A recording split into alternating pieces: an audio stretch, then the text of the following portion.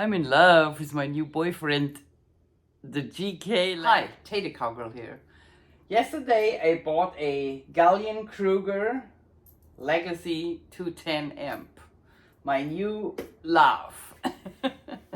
And let me start with the beginning. I came here 2001 from Germany. In Germany, I used to play in a punk band as a teenager. You know, the punk sound originated because Johnny and Dee Dee, they couldn't really play the bass that great, so they invented that downstroke with the pick, and which became the famous punk music. I was a big punker, couldn't play for shit. But the other girls in the band, it was a girls' band, said, "Oh, you're the biggest girl, so you take the bass," because the bass was really heavy and old. So I took the bass and plugged around. I couldn't really play, can't say. Anything I did, I self-taught, wasn't really right. Well, I married, long story short, I didn't play bass anymore until I retired. I'm an interpreter in Silicon Valley, and I also worked at a college, community college in Cupertino, right next to the Apple campus, and worked freelance as an interpreter since 2001. I came over 2001, and I met many CEOs and inventors in Silicon Valley, and I learned how to distinguish the people who just talk and don't know a lot from great men producing great product. I learned how to distinguish them. And for example, everybody bitches about Steve Jobs being arrogant. I got to know him professionally, and what I could see is he can see through people who don't know what they're talking about. They're just pretending knowing something to be important, and he turned away from them immediately, either fired them or walked right through them, ignored them. And I actually thought that was great. Anyway, there are a lot of talkers in Silicon Valley too, though. And yes, Robert Gallien was one of those who I came across, who came on my radar as a great man building a great product. I heard his story in 1968, I believe. He built his first amp in his garage, kind of like Steve Jobs' story, right? And was. And he went to a store and wanted to sell it to that music store. And they didn't buy it, but they took it in as consignment in case somebody wanted to buy it. And lo and behold, a few days later, who walked in and bought it? Carlos Santana. So ever since then, Santana used the Gallien-Kruger amps, which the name Gallien-Kruger came later, but it was from Robert Gallien, the first series of amps. And he took it to Woodstock. So the amp Santana plays in Woodstock is a Gallien-Kruger. And I read that story and I thought, man, this is amazing, you know. And I also followed him because I was always interested in music. And I followed the move of the company from Campbell, where rent got really expensive, you know, during the height of the internet boom. So they moved to Stockton, California, where they have their manufacturing plant. So ever since, 46 years later, we can look back on an uninterrupted production in California. He never ever once moved his production out of the country to make a few more bucks more and save costs. That, people, that counts something for me when I choose my amp. Okay? It's one of the things that count for me. What also counts for me is the history. I'm just thrilled reading up on great people making great products. And Silicon Valley has produced some of them. It's history around here, and I can't understand how fast people forget this history and rather, you know, buy the cheap stuff. And I understand if you can't afford stuff and you buy cheap stuff, but if you just always look for the buck and not for the quality, there is something going wrong in our society. And these amps are pristine. So I always wanted to try one. Now that I picked up bass again after my retirement, I have a cheap one, like everybody else, a cheap amp. Take private lessons in bass, and I think it's time to get a better amp. My husband said he buys me one, but I have to choose which one. So I went around and tried a Marshall, Orange, Fender, whatever is out there, Mark.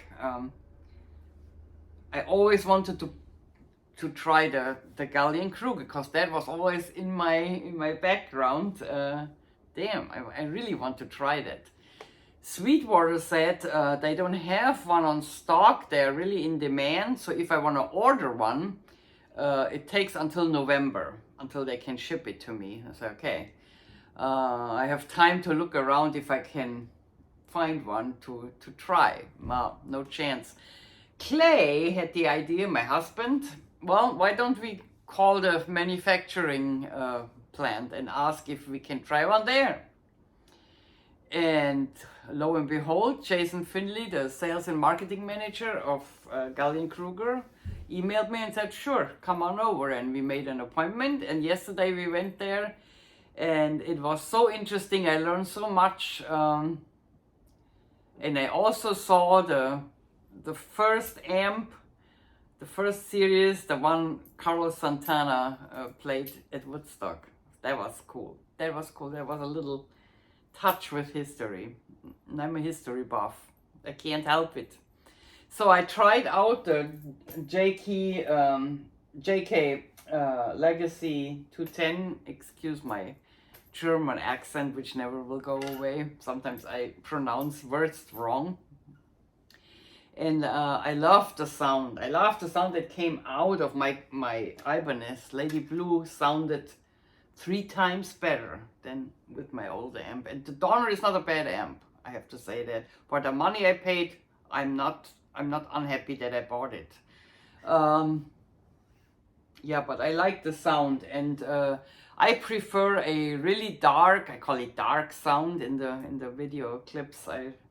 It's not the professional expression, of course. I like that old vintage, almost the upright bass sound, you know, that clear boom, boom, boom, boom. That's what I like. I don't need a lot of distortion or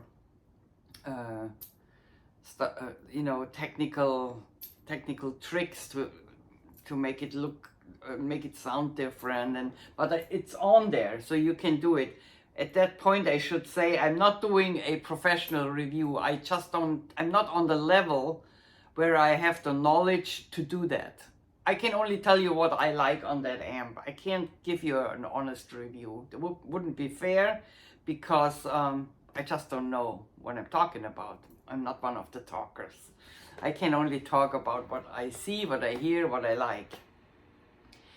So on that one, you see, maybe you don't see, if you have it on or off, it's on standby right now.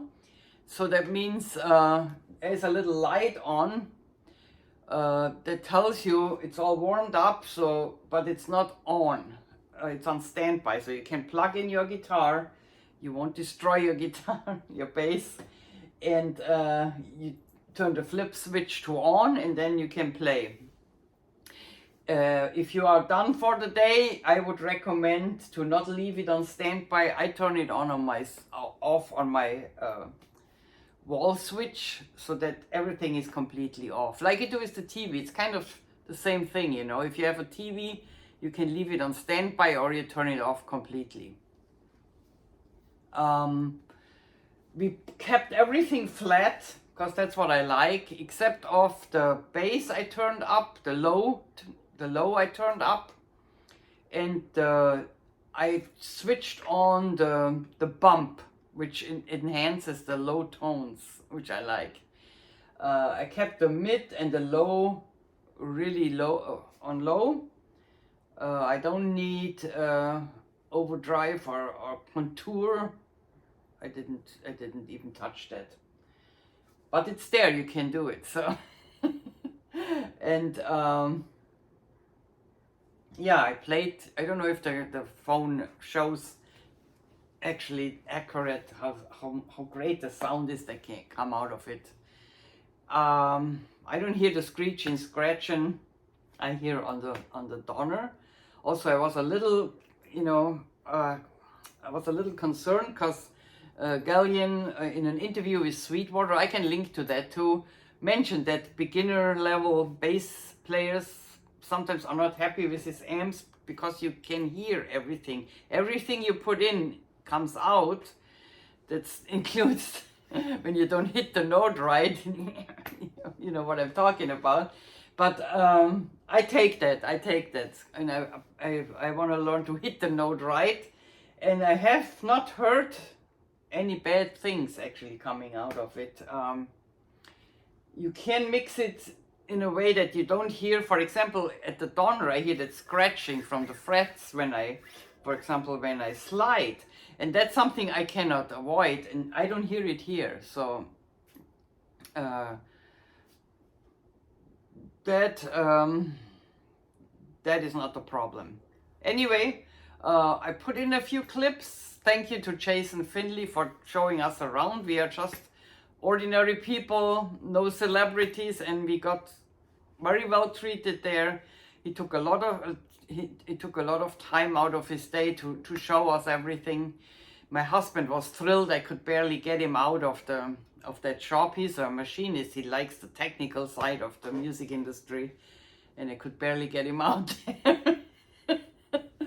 And I came home with that amp. I could buy it from them. I got a very generous discount. Maybe it was a birthday present. I call it that.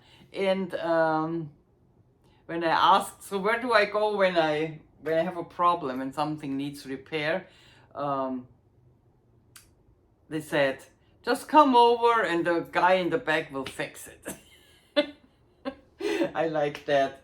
The amp, if you buy it, comes of course with a manual. It comes with a connector cord to your bass and a foot switch for the overdrive. So if you have a gig, you can switch on the overdrive. I don't need it at home, but it's there. You can use it in church or on a gig or whatever. I'm happy with it. I as I said, I'm in love with it, and I look forward playing many years with it.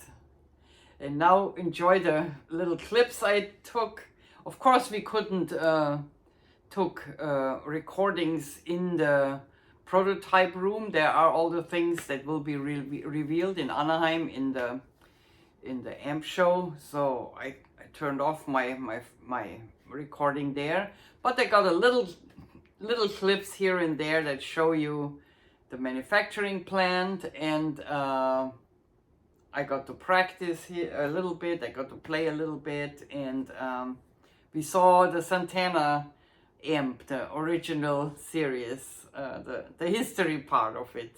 That was cool. Yeah, that touched me. Thank you again to the whole team at Gallion-Krueger for giving us that opportunity, and to all of you who are looking for a new amp, look at that one. It's worth it. Every penny. Thanks. And as I say in California, peace out. Pow.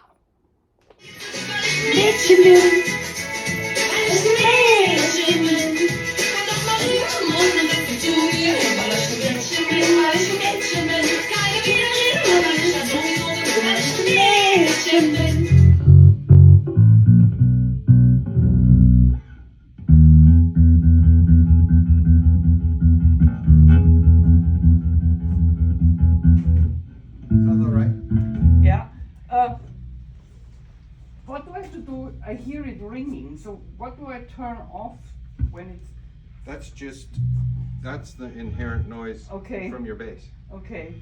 So it's picking up interference. When you go Okay. in, are you in active? Yeah. So this is Here how it passive. changes? Yeah. Yeah, that's the fluorescent lights and all the crazy stuff being Okay. picked up from here. Oh, okay. Yeah, it's very common. Now it's It'll better, actually yeah. change if you.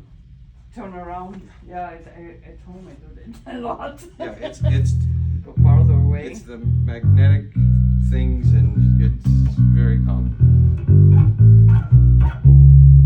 Yeah.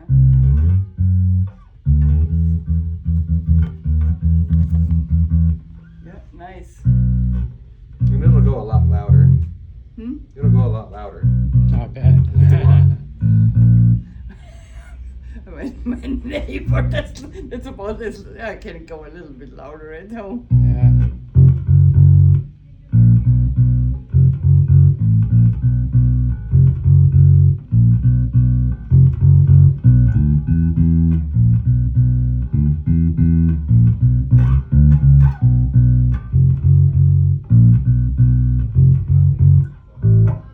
Hear the difference in the contour? That's that mid Yeah. scoop.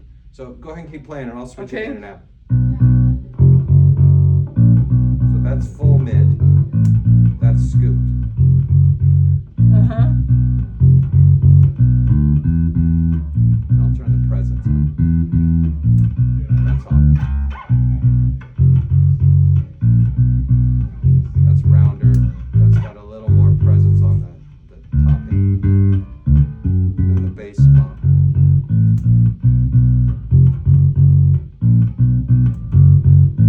And that's without touching any of the EQ. You can Yeah. dial in the high, mid, low, mid, all that stuff if you want. Which you can Yeah. also do from your bass.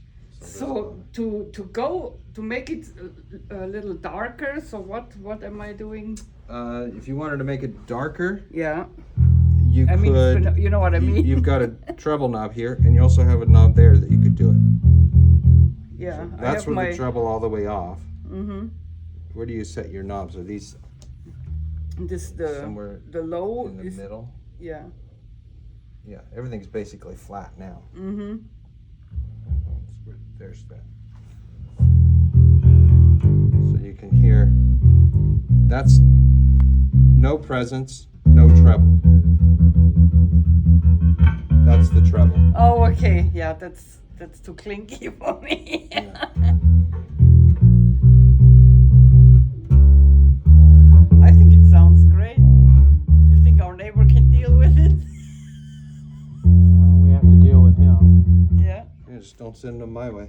Yes, a Mexican karaoke party every Saturday. Oh, So then you'll be you fine. better be quiet. And you need to learn boom, boom, boom, boom. Yeah, You can play along. I'm German. I can do that.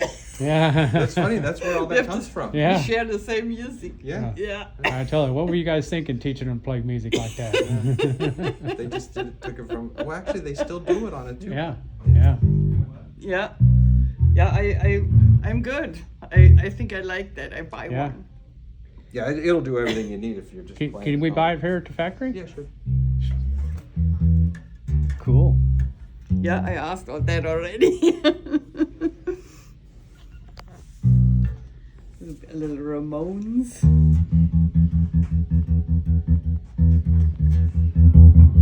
Yeah, it's Ramon.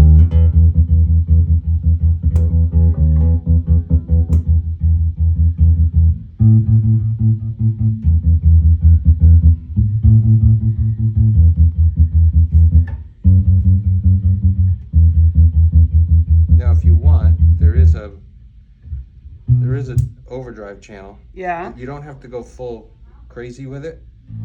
What is that growl they're talking about? That's when you start to drive the power amp. Okay. It kind of distorts. Uh-huh. And then You can emulate that with this at lower volume. Go ahead and play. Ah, yeah. Okay. So that's real low. Here's without it. Okay.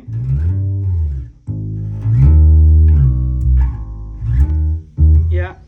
And simulates what an amp when you start to overdrive it sounds like. Yeah. So if you dig in a little bit, Mm-hmm. I'll increase it. You can hear what it does as it travels up.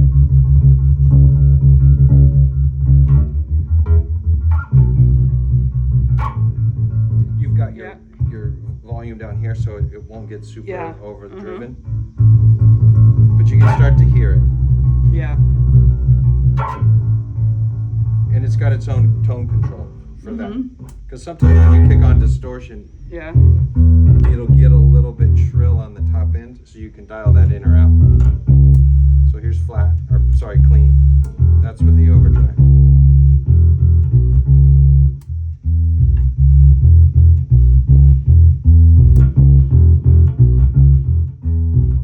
Bon Jovi. And the overdrive channel pushes the mids a little bit more also. Okay. But it'll do everything that you probably ever need. Oh yeah. And then you can always throw another cabinet next to it and get the full 800 watt. Yeah, right. That is even enough to take it to the church. Yeah, Yeah. it's Worship. light. It's not. It's. Yeah. We were just weighing these. I think it weighs 30, Yeah, 35 pounds. I can. something like that.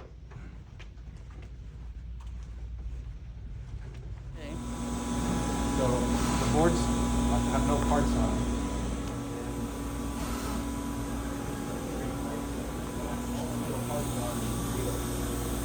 Places them on the board where they're supposed to go, and it just sets them on top.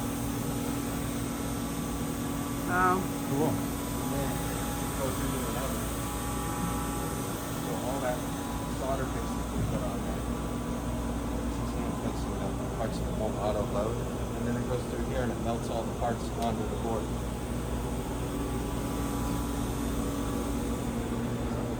See on here, the parts are just teeny tiny. Oh yeah. They just sit on there and they run through the oven and they just melt that solder and they sit right into place. So once the boards are done, they go over here. They go over there. They test all the boards. Before doing anything assembly. And then on the other side, they'll be assembled.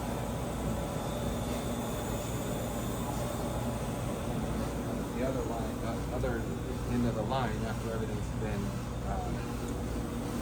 burned in, they'll test them again. So the raw boards are tested. They're tested before they're assembled. They're tested after they're assembled, and they're tested after they're burned in. So we run them for a couple hours just to make sure nothing freaks out. This is our speaker line. So looks like I don't have any raw frames in here. We get all the frames come in, the magnets, the surrounds, all the paper parts, the spiders, the whole bit. We put these robots together to apply all the pieces, and we magnetize them. And Cool. so basically, the only thing we don't do here is sheet metal and cabinets current, which will change. Assembly's over there, he's putting the amps together. Silver dollar. Yeah. And it's about that thick. That's the magnet that replaces something like this. Right. That's where all the weight savings is. And the only reason that these are a cast frame is to get the heat out of the magnet, because the neodymium is susceptible to Yeah. it'll lose its magnetism if it's too hot. After we do all the speaker assembly, put the adhesive, glue the magnets in, all that stuff, then we magnetize it. Because those neodymium magnets are so strong, you can't assemble a speaker Oh yeah, with I know. it magnetized. Yeah. Once you get stuck with Once something, it's there. you never get them apart. So that's the end of the production line as far as assembly. This is the burn-in rack. Right? Look around the other side. There's dummy stress test. So we run all the there's a listening room in there to see if they make any weird noises after and all that kind of stuff. Test run them through a scope and all that stuff to make sure that all the components along the way can drift. Cabinet assembly, obviously. These are CF410 cabinets. Those points through the testing if it doesn't pass the various sweep tests, he'll figure out why. Whether new resistor was out of spec when it was installed, that kind of stuff. And then we do some limited repairs for the field here also. Not very many, fortunately. Cabinet shop. Oh, okay. That's all the cabinet, the dust collector and all that stuff. Wow. And then GMT is what the company became when it became a company. And if I remember, M&T were people that worked with Bob at HP. I think. Oh. That's where he started.